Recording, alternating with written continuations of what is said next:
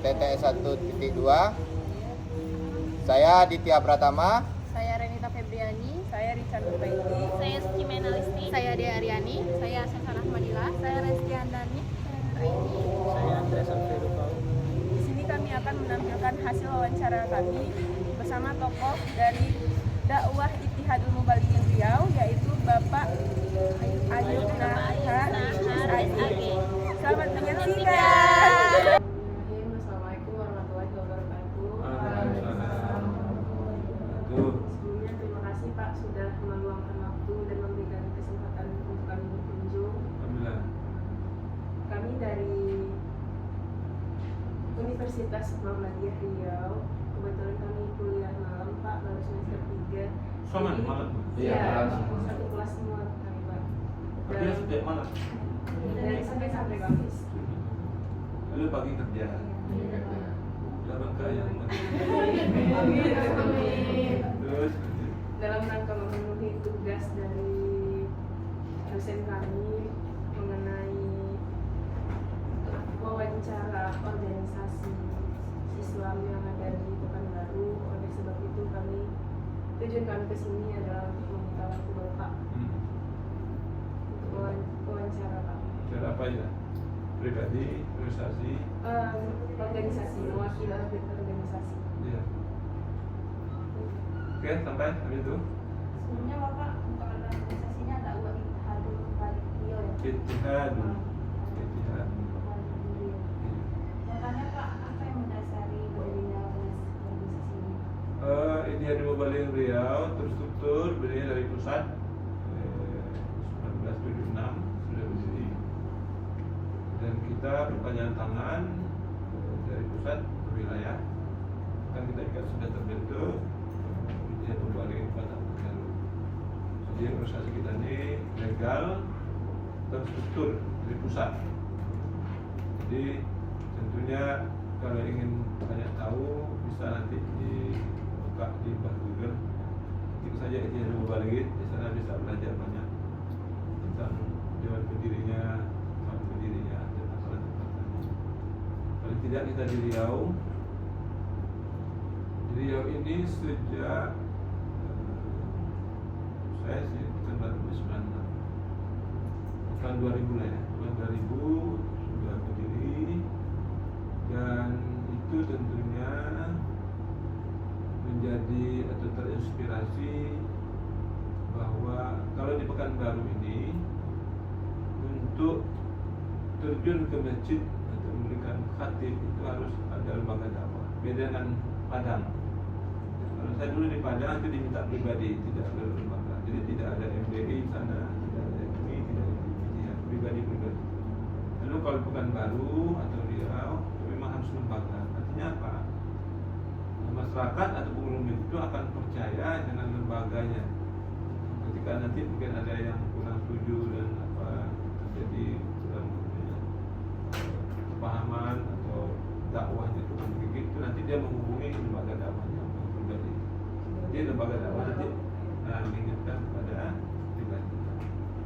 Itu yang latar belakang. Jadi karena memang masyarakat percaya dengan lembaga dakwah, maka Ittihadul Mubalighin masuk menjadi satu lembaga dakwah. Setelah ada MDI kan baru, ada IKMI lembaga dakwah ya, ada IKADI, Muhammadiyah juga ada tuh, Muhammadiyah juga punya lembaga dakwah, ada NU juga ada punya lembaga dakwah. Kita independen, kita tidak organisasi namanya Muhammadiyah dan tidak undergo daripada partai politik. IKADI itu dia berafiliasi ke PKS, kalau MDI ke Golkar, dan non organisasi. Dan dia tidak ada pesan-pesan politik. Kita murni menyampaikan mereka tak makhluk. Itu mungkin yang pertama. Untuk melakukan dakwahnya ini bagaimana? Kemudian dalam dakwah kita ya seperti juga lembaga-lembaga yang lain, kita mengelola jadwal khatib Jumat, ya, Ramadan, kemudian pengajian-pengajian, majelis taklim. Kemudian juga kita menyapa dan menyantuni masyarakat-masyarakat tinggi Ramadan dulu pernah kita mengantar pakaian bekas dan hewan kurban ke Talang Mamak sana, Rengat. Jadi dakwah kita tidak hanya di kota, tidak hanya bentuk ceramah atau khutbah, tapi juga kita ada namanya dakwah bilhal, bawa bantuan, itu bentuk model ceramah kita. Dan memang kita atur jadwal itu per 4 bulan. 1 tahun itu kan 12 bulan, jadi kita 3 cawu namanya. Yang pertama 4 bulan, cawu 4 bulan lagi, cawu ketiga setahun. Jadi 3 cawu mengatur jadwal. Jadi tidak setahun sekali susun. Kalau Ramadan, baru nanti sekali susun, tidak berjam-jam. Kemudian judul kita bervariasi. Kita selalu menyesuaikan judul itu dengan apa yang terjadi nasional, katakanlah hari-hari besar Islam, hari besar nasional. Contoh kemarin Hari Pahlawan, kita itu mengambil atau mengutip nilai-nilai perjuangan. Kalau Islam itu persoalan Islam. Sebelumnya itu kita juga masuk ke dalam baru Islam, kita bicara tentang Islam. Jadi kita sesuaikan. Termasuk juga sekarang sedang heboh-hebohnya kita memasuki pilkada ya. Kita menyampaikan dakwah, diharapkan ini politik, diharapkan sogok menyogok, al-rasi wal mutasi binar masuk neraka. Dan kalian juga punya hak untuk menyampaikan. Kalau ada sogok menyogok, ya, kasih uang, kasih jilbab bagi saya, kasih uang bagi saya, kasih semua bagi saya, itu namanya sogok menyogok, masuk neraka. Tak ada kesempatan untuk bertaubat. Tapi kalau kita tak sholat masih kita bisa bertaubat. Kita mencuri masih. Tapi kalau sogok menyogok tidak ada bertaubat, langsung neraka. Ini tugas kita. Artinya sekalipun mungkin presiden sebagai mahasiswa, tapi punya kepedulian terhadap bangsa. Letih kita bangsa ini dengan sogok menyogok. Ya. Dan kita ingin mengembalikan citra pahlawan kita itu maju tak gentar, bela yang benar. Kalau sekarang maju tak gentar, bela yang bayar. Yang sekarang banyak cara. Siapa banyak bayar? Ustaz mau juga jadi wali kota tapi tak ada uang, tak banyak bayar, tak bisa. Sekarang banyak bayar. Semua ibu-ibu kita pakai NPWP, wali piro, barang ini. Barang ini kan tidak selesai. Jadi kita inginkan kan baru ini merupakan kota mertua, ibu kota provinsi Riau, terutama bagaimana pemimpin kita dari Batu bersih, yang adil, jujur, no many. Walaupun dia juga harus punya uang, tidak bisa dapat uang. Dia buat bank ego, pakai uang, prestasi ya. Tapi kalau sudah sampai, pilih saya, ini uang. Itu namanya politik. Jadi kita dakwahkan.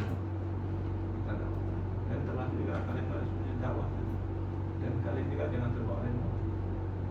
Karena kita ingin bersih.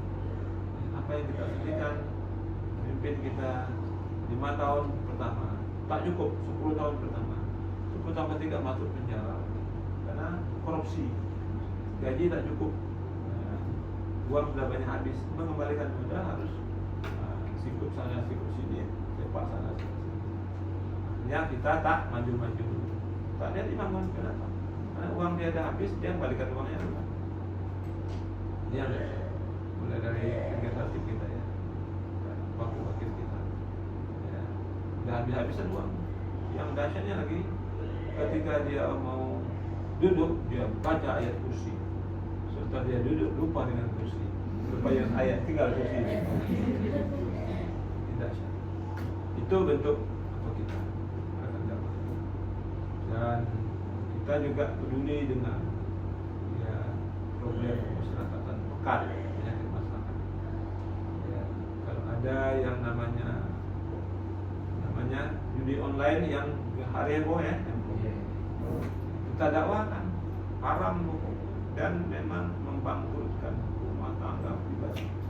Banyak yang gantung diri kemarin terlihat berita kejang aja gantung diri karena kalah judi online. Bahkan hari ini bukan hanya orang biasa, tapi pejabat-pejabat juga banyak judi online. Di kantor jam-jam istirahat mereka main judi lewat internet atau HP atau laptop. Jadi sangat. Jadi lembaga dakwah sangat perlu. Pada kalian juga tentu walaupun basic kalian mungkin manajemen ya, tapi harus bawa misi dakwah. Kalau agendanya mungkin misi dakwahnya agama Kristen, dia bawa. Dia pelihara umatnya jangan berjudi, jangan minum keras, jangan berzina. Karena tak ada satu agama pun yang mentolerir perbuatan. Kita di sini ada 5 agama. Ada Kristen, ada Hindu, ada Buddha. Itu ada Ruben Silaban, itu dari agama Katolik. Nah, itu ada Dharmaji Chomas, itu Hindu. Itu Rexon Storus, itu Kristen.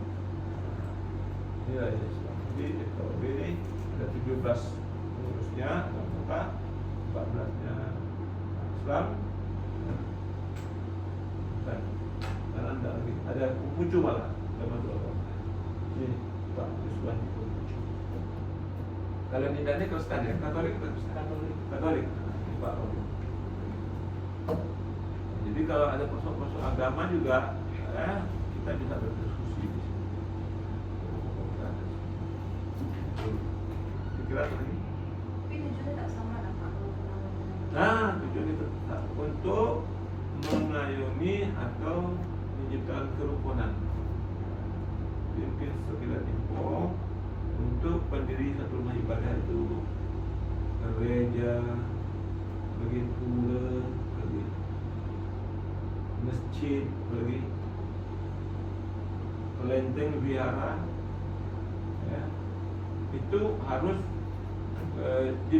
disetujui atau mendapat satu persetujuan dari FKUB. Layak atau tidak masjid itu didirikan, gereja itu didirikan harus dari FKUB. Kalau FKUB katakan tidak layak, maka tidak boleh. Layak atau tidak itu tentu terukur dengan ada penggunanya 90 orang yang menghubungi masjid ini, tapi tak ada jamaah yang 90 orang. Dia bangun gereja, tapi tak ada jamaah 90 orang. Jamaah yang 90 orang itu yang berdomisili di masjid yang sama. Karena itu diangkut oleh seorang jamaahnya tidak boleh. Nah, itu tidak rukun. Jadi apa namanya? Apapun rumah ibadah itu FKUB yang nanti setelah FKUB mengatakan boleh, setelah kita perintahkan, maka nanti wali kota akan menurunkan surat izin boleh. Dan itu dianggap rukun, jadi tidak akan boleh. Ya, karena nanti mulai dari rumah, ya, rumah nyanyi-nyanyi segala macamnya, padahal di sana dominan orang Islam misalnya, mengganggu keributan segala macamnya, itu mereka komplain bisa melaporkan kita. Dan kalau kita turun tidak sesuai dengan SOP-nya, tidak ada jamaah, kemudian pendukung juga tidak ada, maka kita untuk mengirimkan surat ke wali kota, dan wali kota mengumumkan tim untuk membentuk mungkin lalu sebut PP, ya, namanya polisi. Itu keberadaan kita. Posisi saya sebagai anggota, dan kalau ini posisi saya sebagai ketua itu di rumah. Jadi memang beda fungsinya. Saya mungkin bercerita sedikit karena saya orang KUB, tapi mungkin arah dialog kita kan ke pilihannya. Kira apa lagi? Untuk bidang lainnya sesuai dakwah dan apa? Ya itu tadi selain dakwah, kita juga ada kegiatan sosial, kemudian kita buat kegiatan-kegiatan ekonomi, pelatihan-pelatihan tentang ekonomi, kemudian menggerakkan juga remaja-remaja masjid, bagaimana masjid kita ramai, dan memang kita juga karena memang antara ijtihadul mubalighin yang dikerjakan memberikan khutbah serta para mendakwa itu masjid. Nah, kita sampaikan juga masjid jangan sampai tidak mengurus izin pendirian. Kita khutbah di sana, tapi masjid ilegal, tidak diurus oleh pemerintah. Maka kita sampaikan juga bahwa masjid ini mesti diurus di pemerintah. Nanti kita berikan nanti formnya, isi formnya, pengguna, pemakai, surat tanah.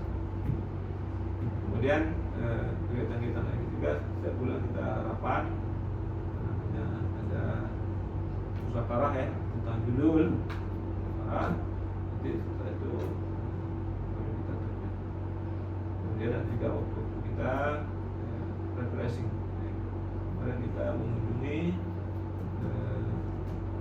Museum Bung Hatta pada hari pahlawan. Jadi kita menapati rekam jejak para pahlawan. Kemudian kita tuh mau juga ke rumah Bung Hatta, Hamka. Ada yang dah nyampe rumah Hamka, Buya Hamka yang di Danau Meninjau. Kita nggak nyampe. Jadi itu kegiatan kita, kunjungan pokok. Itu mungkin sebelumnya. Itu saya bertanya, kan tadi ada namanya lembaga dakwah ya? Ya. Nah itu untuk pihak masjid itu untuk menghubunginya apakah langsung ke organisasi atau melalui pribadi dulu? Ya, kalau kita orang masjid yang datang, kemudian ada juga kita yang menawarkan. Karena kita sudah punya sekretariat, jadi kita sudah punya nomor. Kemudian nanti mungkin dari kawan-kawan ini ada lebih, jadi mereka mendaftar dengan kita. Dan juga ada kesepakatan karena banyak lembaga dakwah kita. Kalau Jumat misalnya kan, Jumat kan per 3 bulan, per 4 bulan tadi. Bisa saja berbagi dia, mungkin separuhnya FDI dia, separuhnya atau mungkin IKMI, karena banyak lembaga dakwah. Jadi tidak mutlak satu masjid itu kita saja, mungkin lembaga lain, lembaga dakwah lain. Begitu ya. Jadi mereka ada yang datang, daftar, kemudian ada juga melalui pendekatan. Dan memang pemerintah kota cukup memperhatikan dengan lembaga dakwah kita ini.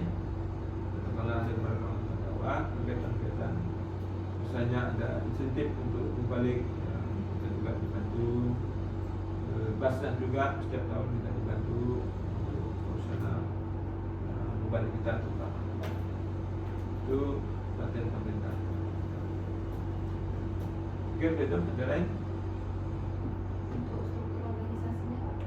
Untuk organisasi kita kayak kemarin hari apa? Kemarin hari saya kemudian ada seminar dari rumah ya. Nah, di sana saya bawa anggota, ada sekretaris, kemudian ada dewan pembina. Jadi kita bisa, kalau saya lupa mungkin ya saya ingat, tapi kan tidak bisa gitu. Jadi kalau untuk struktur nanti bisa hubungi sekretaris saya kirim namanya, dan nanti minta SK itu dikirim. Sampaikan saya sudah ketemu dengan saya. Apalagi kira struktur ya. Struktur kita itu ada dewan pembina, ada dewan pakar. Kalau dewan pembina ini tentu dia memberikan nasihat arah organisasi kita. Kalau dewan pakar itu tentu dia memperkuat potensi atau kompetensi pembalik kita. Dewan pakar. Dan setelah dewan pakar baru nanti hari ya. Ada bidang-bidang. Bidang komunikasi, bidang organisasi, bidang hukum dan sebagainya. Itu artinya organisasi kita ini mengacu dengan apa yang punya di pusat. Dan kita tentunya ketika ada kegiatan-kegiatan pusat atau munas misalnya, musyawarah kita selesai. Itu saya pikir untuk struktur organisasi. Silakan. Dan Ya. dalam pelaksanaan dakwah itu apa yang jadi anggatannya. Ya.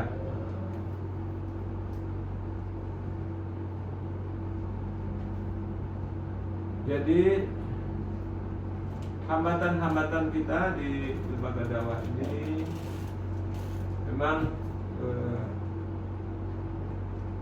masjid yang menjadi lokasi dakwah kita agak jauh-jauh, karena memang kita terkesan kita dapat mendapat mengelola jadwal dakwah itu pinggiran. Kalau MDE itu termasuk di kota-kota, mungkinan MDE di kota-kota ini. Jadi dengan demikian menjadi kendala kita juga jangkauan dakwah kita itu. Kadang-kadang entah ban modalnya bocor, ya, atau mungkin waktu yang mepet, ya, itu juga menjadi kendala. Ya. Dan memang mobile kita itu bervariasi juga ekonominya. Ada yang menengah ke bawah, ada yang masih belum pakai sepeda nggak? Dulu masih ada yang pakai sepeda, sekarang nggak pakai sepeda. Udah. Tapi kadang-kadang karena jauh jarak begitu tuh, kadang-kadang ada yang terlambat, atau kadang-kadang rantai modalnya putus macamnya. Kemudian memang kondisi masjid kita juga hari ini, kalau masjid-masjid pinggiran itu kurang memperhatikan kembali. Kalau di kota-kota ini rata-rata itu sekali kita buka itu ada yang sudah 400 sampai 500. Kalau di pinggir-pinggir itu 150-an. Jadi tingkat ekonomi masjid atau perhatian masjid itu sangat kurang kan. Jadi kita sebagai mubalik ini harus tinggi semangat dan jiwa dakwah. Kalau lemah semangat ya tak datang kan. Beda dengan kalau kita bercerita dengan Pak Rekson ini sebagai pendeta, kalau dia sekali duduk di minta 3 itu 2 juta. Karena memang kita lihat kalau Kristen itu kan ada bayar ya, setiap gereja bayar kan, ada uang itu, ada setoran. Sehingga pendeta itu memang dipilih. Kalau kita biasa-biasa saja. Itu jadi kendala kita. Kemudian juga kemudiannya ada juga mubalik kita ini tidak serta-merta dia menjadi mubalik tulen, tapi juga menjadi sampingan. Sehingga kadang-kadang dia juga kurang siap dengan materinya, kurang siap kadang-kadang dengan audiens yang dihadapi. Sehingga itu juga jadi kendala. Dan ketika mungkin kurang siap itu, tentu jamaah kurang puas hasil daripada materi yang disampaikan. Itu adalah yang lain mungkin. Kalau yang di sini tak ada yang berbakat dakwah. Ada yang dari pondok? Tak ada, semua. Ada lagi mungkin? Nanti saya kirim nomor telepon saya dengan ID ya.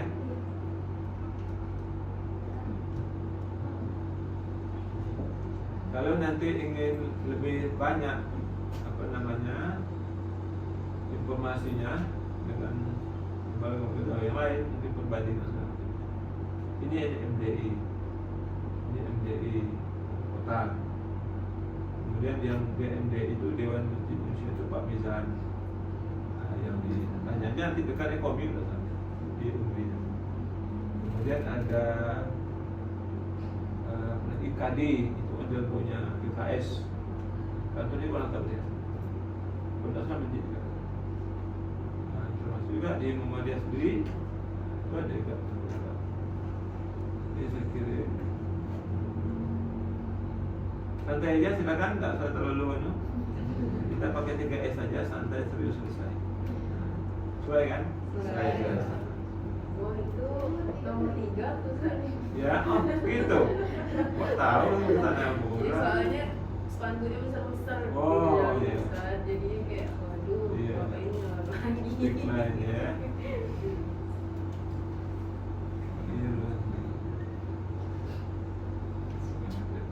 Kalau untuk pendirinya ini Pak? Dewan pendiri kita di pusat itu Pak Syukron Mahmud. Itu sudah familiar tentunya, orang balik kondang dan tokoh. beliau masih hidup. Jadi kalau beliau itu pidato atau sambutan atau ceramah itu seperti mau tumbang menyebar kampung semangat orasi ya Pak. Jadi disitulah mulai kena bakat yang beliau miliki sehingga beliau ingin terbentuknya tidak berbagi salah dan hujan. Ini ya saya kira nih buat dia. Hujan saat ini saya pesan dari Ustaz Ayu, kami sudah silaturahmi, setelah kita butuh syukurnya nanti ingat. Beliau tinggalnya dia di jalan belakang mungkin itu lama. Tapi tidak berisiko. Iya. Kan ada lembaga yang lain, tapi penghasilan partai politik ada yang dari partai politik, kenapa dari Jawa ini ikut ada politik tidak? Iya. Jadi memang tergantung pada orientasi pendiri. Kalau dia pendiri kita karena dia tidak orang politik dan dia memang murni pendakwah dulu, maka memberikan kesempatan.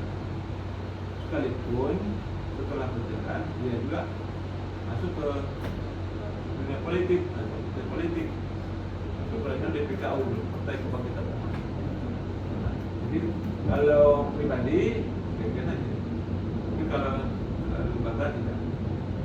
Sementara kalau kita lihat di partai politik, karena memang politik itu kan dia harus besar dan dia harus punya juru bicara, juru kampanye atau penerangan. Jadi memang melalui dakwahnya lah, melalui lembaga dakwah itu mereka jadikan membesar mereka dan menyampaikan visi. Jadi memang tergantung dari siapa dia. Kalau dia pendirinya memang mungkin pendakwah, dia tidak. Kalau yang politik, dia sangat tertutup dengan lembaga dakwah. Juga MDI misalnya, ada lama dan diurus, punya alasan. Dan itu menjadi wadah untuk menyampaikan misi mereka. Sekalipun mungkin itu tidak murni dengan misi kita.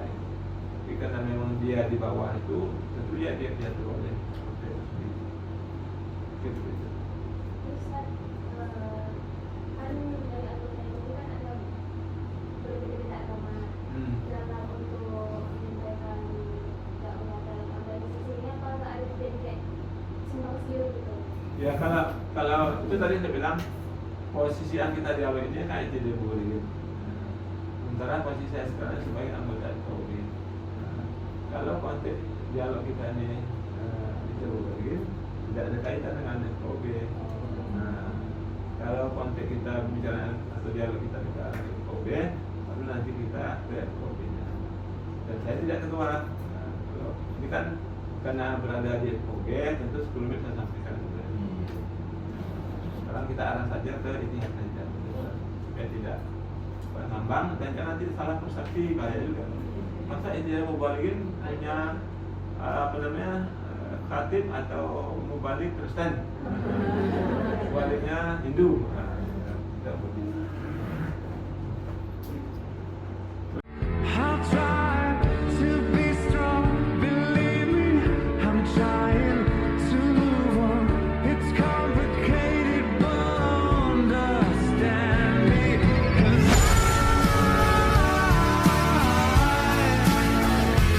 I need time. My heart is numb, has no